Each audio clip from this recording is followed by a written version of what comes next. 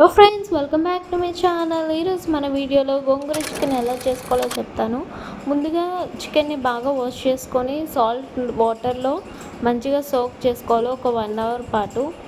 తర్వాత onions and gongura and కొత్తిమీర cut చేసుకొని పెట్టుకోవాలి. సో నెక్స్ట్ కళాయిలో ఇది గోంగూరను వేసి బాగా వేయించాలి. అది దగ్గరికి అయ్యేంత వరకు వేయించాలి. గోంగూరలో వాటర్ని పోయాక తీసి ఒక బౌల్లోకి తీసుకోవాలి.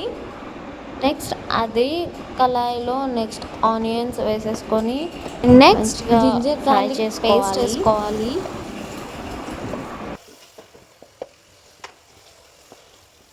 అండ్ నెక్స్ట్ పసుపు కొంచెం యాడ్ చేసుకొని మంచిగా ఈవెన్గా కలుపుకోవాలి. ఇందాక పక్కకు తీసి పెట్టుకున్న గోంగూరని మళ్ళీ యాడ్ చేసుకొని ఆయిల్లో మొత్తం నీట్గా ఫ్రై చేసుకోవాలి.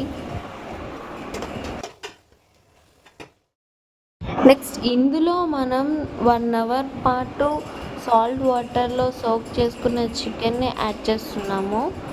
ఎందుకంటే చికెన్ సాఫ్ట్గా అవుతుంది 1 అవర్ మనం సాల్ట్ వాటర్. నెక్స్ట్ సాల్ట్ని యాడ్ చేస్తున్నాను.